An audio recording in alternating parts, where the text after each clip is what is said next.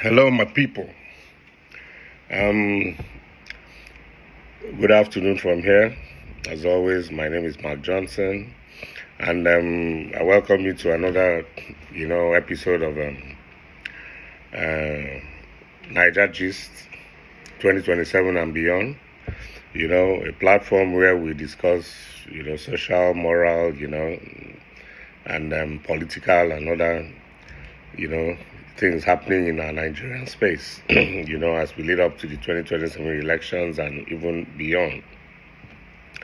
So you're welcome. In the last two videos, we've addressed, put up for discussion, the security situation in Nigeria, the genocide claims and counterclaims, and then the threat of Mr. Donald Trump, the President of the United States of America, to do something about it, where the Nigerian government has been docile, and dragging their feet. And then in the second video, we put up for discussion why Nigeria as a country does not have ambassadors, to any other country in the world. Excuse me, 2 years into, the regime of President Bola Ahmed Tinubu, who has a 4-year mandate in the first instance. So those two videos are there. We are waiting for more comments, and all that so we can discuss it, But for today, we are going to talk about something, in line with, what the channel is about, but a little bit different. So today we're going to be discussing about, love, power, and poverty.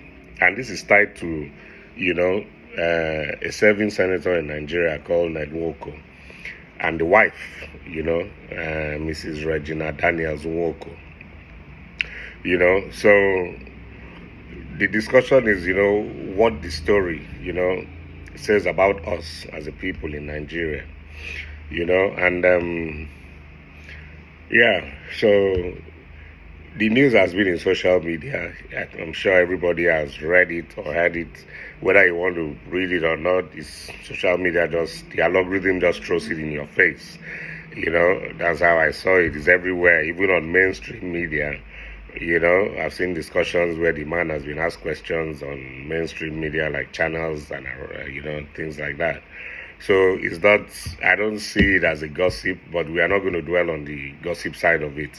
That's not what this channel is about. All right, so when personal lives become national headlines, as I see it, it's easy to focus on the faces and forget the forces behind them. This story of Senator Ned Nwoko and his wife, Regina Nwoko, isn't just about an age gap, marriage, or celebrity life. It's about what power, poverty, and privilege are quietly doing to our values as a people in Nigeria, and beyond the drama, let's be honest. In a country where survival is a daily, a daily struggle, and trust me when I say that, Nigerians can relate. Wealth speaks louder than wisdom. Many Nigerians look at relationships like this and see opportunity, not controversy. Poverty has changed our moral language. We no longer ask, is it right? We ask, did it pay? And that's the real discussion here. How economic desperation and social inequality have made us more tolerant of things we once condemned, as long as there's comfort attached to it. So here's the moral question, In Nigeria, we call ourselves a religious nation, Yet poverty has weakened our moral backbone. We see powerful men rewarded for behavior that would ruin ordinary people. We see young women celebrated for making choices that are deep down born of limited options. Poverty doesn't just empty wallets, as you know, it empties conviction.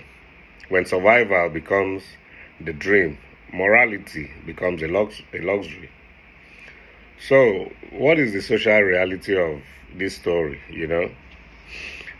For me, this story mirrors a larger pattern, where wealth, defines worth, and the poor quietly adjust their standards to survive. Families push daughters towards security, not integrity. Youths chase fame over purpose. Politicians flaunt excesses while, citizens pray for crumbs. In that kind of society, can we even expect genuine values to thrive? Honestly, can we expect genuine values to thrive in that kind of society? Or have we accepted that in Nigeria, the line between moral and immoral now depends on who's holding the money?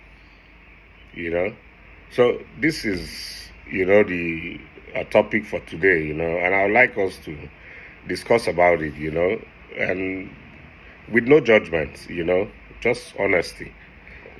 Has poverty made us lose sight of what's right? Or are we simply adapting to a system that no longer rewards virtue? So please drop your thoughts below. I want to hear from you. This is, as always, Naija Gist 2027 and beyond, where we don't chase gossip, we chase meaning. I repeat, this story is not about chasing gossip. It's about